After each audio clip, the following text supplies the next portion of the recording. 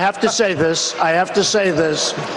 He hit my hands. Nobody has ever hit my hands. I've never heard of this one. Look at those hands. Are they small hands? And he referred to my hands. If they're small, something else must be small. I guarantee you there's no problem. I guarantee it. All right, ladies and gentlemen, who could forget that? Joining us now is Andy McCarthy, former federal prosecutor, National Review columnist, and he, of course, is the author of Faithless Execution, Building the Political Case for Obama's Impeachment, and he is a fellow with the National Review Institute. Hello, sir! Steve, how are you? I am good. So you wrote a piece that's stirring a lot of controversy, and it's titled, Donald Trump, Culture Rot Created Him. And, you know, just listening to you, reading, but hearing it in my mind's eye, how you started, how when you were a kid, you'd put on the Mets game and you'd curl up on the couch with your parents or your father, whatever, and watch them. And it was a different time and a different place. And how you fast forward to all these years later, somebody at that time saying something like Donald Trump had said, you say would certainly have been gotten him thrown out of the race at the very least. Well, he wouldn't be on television speaking like that, Steve. You know, the scenario that you mentioned, that I compared my upbringing, watching the ball game with my dad, to my son at the same age, right, falling in love, and that my father, the difference was my father didn't have to cling to the remote control to you know, switch off the Viagra commercials between innings. So my point is that Trump, whatever you want to say about him, is an effect of the culture. He's not you know, he's not the cause of a coarsening of our politics, although it's certainly coarse.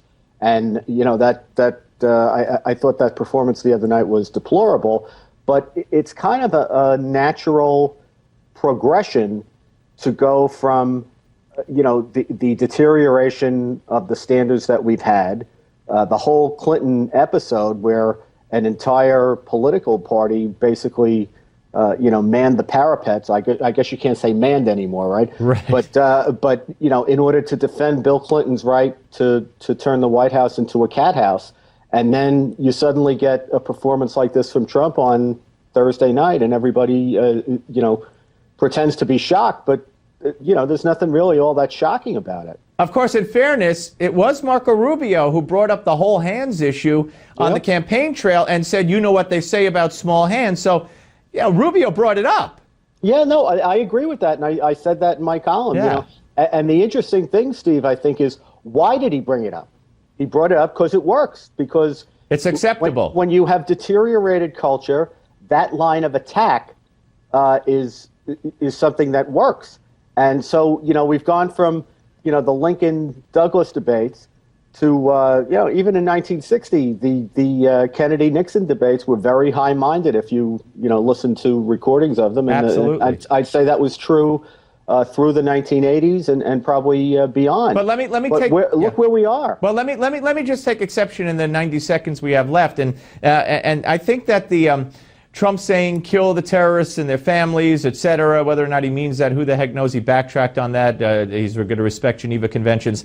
I put that in a different category.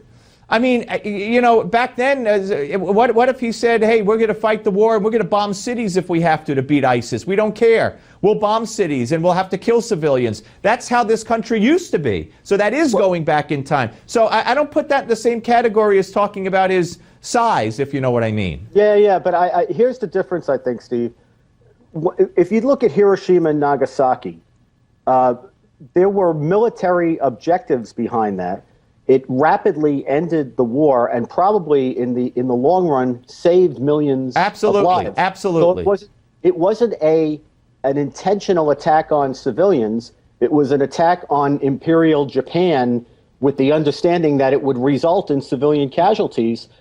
Civilian casualties are not prohibited in wartime. Well, I think Trump would argue that if we kill their families, they might think twice about killing us first in the future. So you might argue that could be a quasi-military objective. Listen, Andy, to be continued. Everybody get to nationalreview.com. Donald Trump, Culture Rot Created Him, by the great Andy McCarthy. We're coming back with the panel.